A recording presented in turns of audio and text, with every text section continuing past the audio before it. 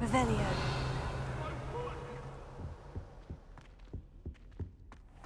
That light is behind me. I promise.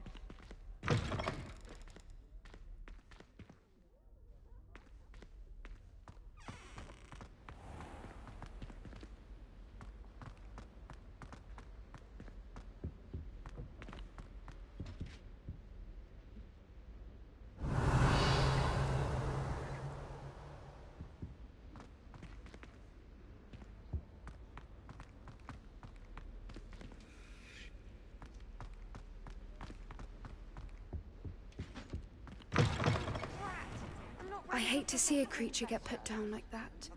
But trolls have no business in Hogsmeade. I can't believe we found ourselves trapped in that scriptorium.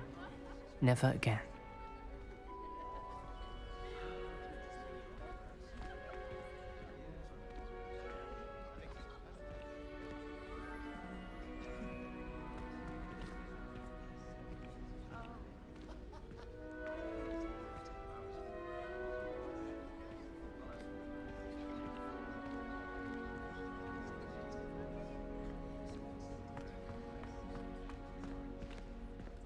It's a relief to finally have an answer as to why that portrait was empty.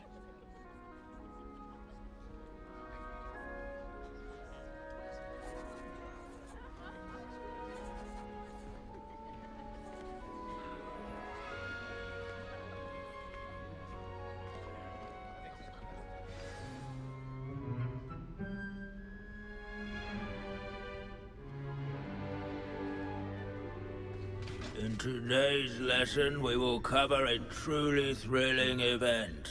The Goblin Rebellion of 1752 and all its triumphant tragedy.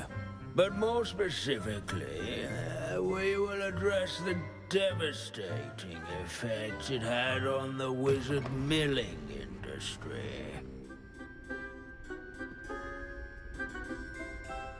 Actually, we do know the number. 632. But history occurs outside the classroom. And look, it's time for my constitutional. One can practically osmose the history flowing through Hogwarts. I think the professor wants us to follow him.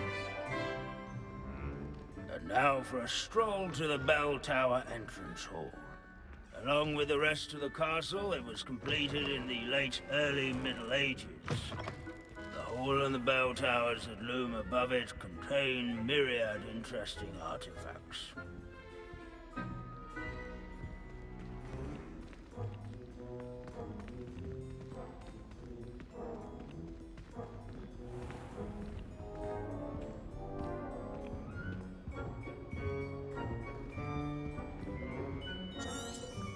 Good to see you again. Recovered from that nasty bout of dragon pox, have we? That wasn't me, Professor. I'm new here. Are you? Well then, welcome. No doubt you're eagerly anticipating my analysis of various wizarding councils, codes, statutes, and of course, goblin rebellions.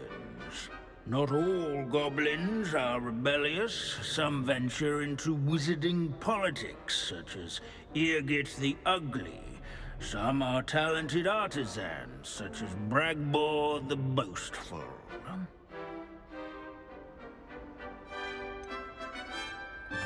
Did you say Bragbor? I think I know that name. Well known for his metalwork. I would imagine much of his goblin wrought iron and silver has survived to this very day. Oh, of course. Lodgok said he was an ancestor of Ranrock. Where were we? Oh yes. Back to our class topic for today. Grimbold Weft. Another notable historical figure. He's right nearby.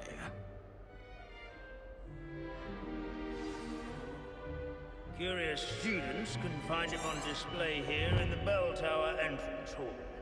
I recommend and that all students introduce themselves to this hero of Hogwarts. Revelio. Grimbold Weft was responsible for some of the most important work done in the Goblin Rebellion of 1752, such as sewing buttons on witches' and wizards' coats. Wagadu's history is, Quick well, hand a bit death different than that of Hogwarts, to Countless say the least. witches and wizards have caught cold during that year.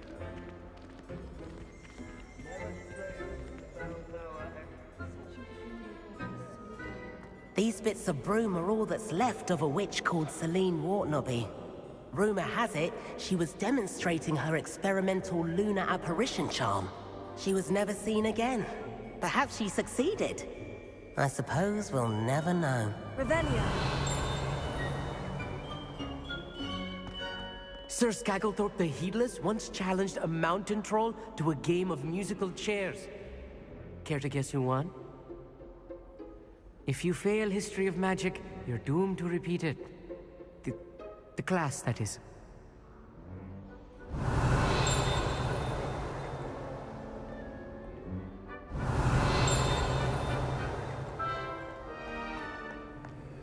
This Grimbold wave sounds like a helpful. One up, one to go.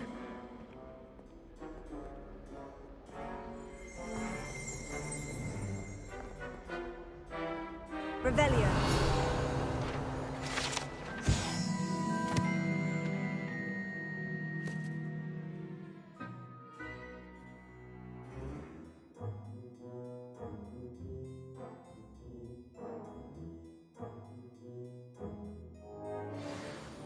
Oh yes, I see you found Grimbold Weft.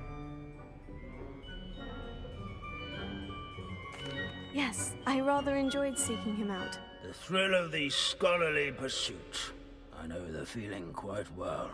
Now, let's turn our attention to the agreeability and general good nature of Sir Aphbuttle. He's also nearby.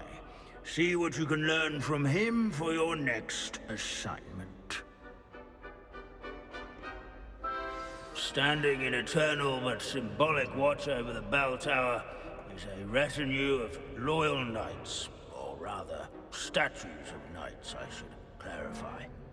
Keen-eyed students will spot the statue of Sir Aphbuttle of the cheerful countenance nestled among the ranks. His fame was not won by vanquishing foes in single combat, nor by slaying bloodthirsty... Where can I find that friendly knight you mentioned earlier? Oh yes, Sir Aphbuttle, or rather the statue of Sir Aphbuttle. It can be found amongst the other statues of knights. It's easy to identify, as it's been enchanted to wave at those who take the time to seek it out.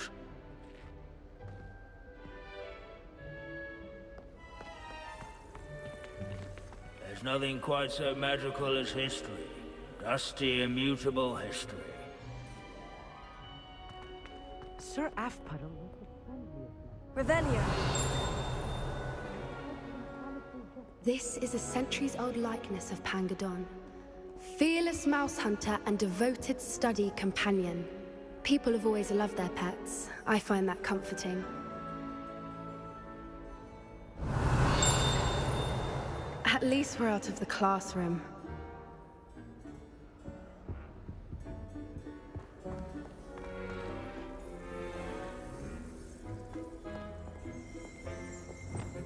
Leviosa. Revelio.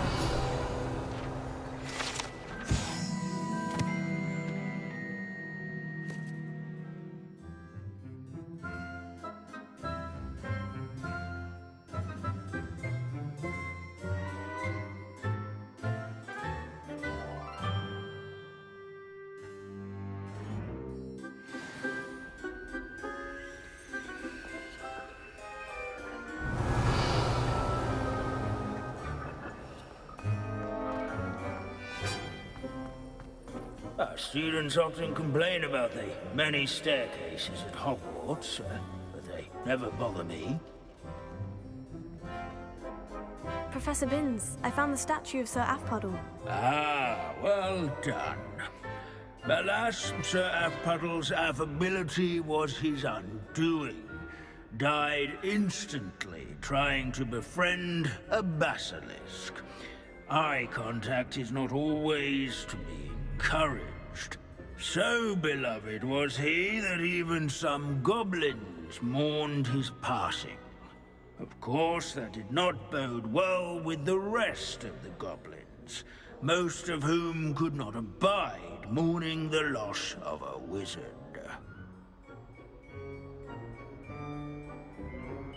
Pity goblins and wizards can't get along. True. But imagine how dull my lectures would be without goblin rebellions to discuss. History does tend to repeat. It is a series of patterns, a thought both comforting and disconcerting. The wise students, such as yourself, will learn from it.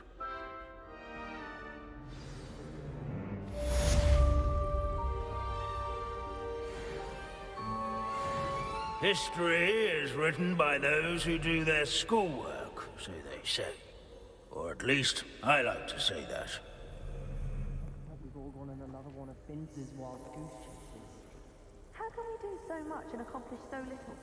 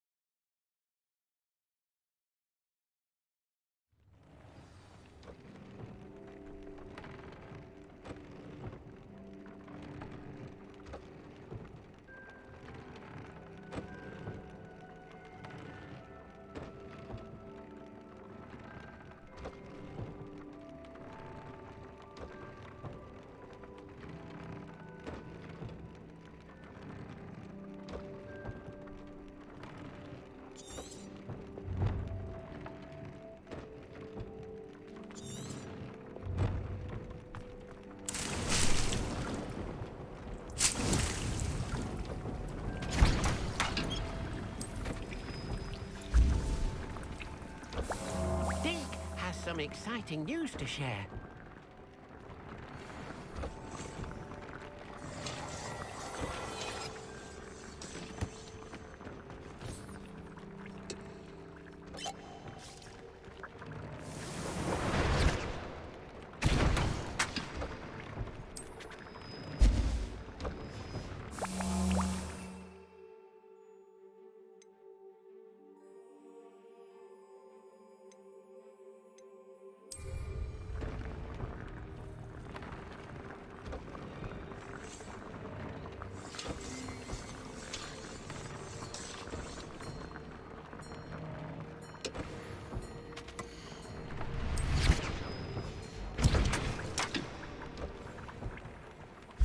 Has some exciting news to share.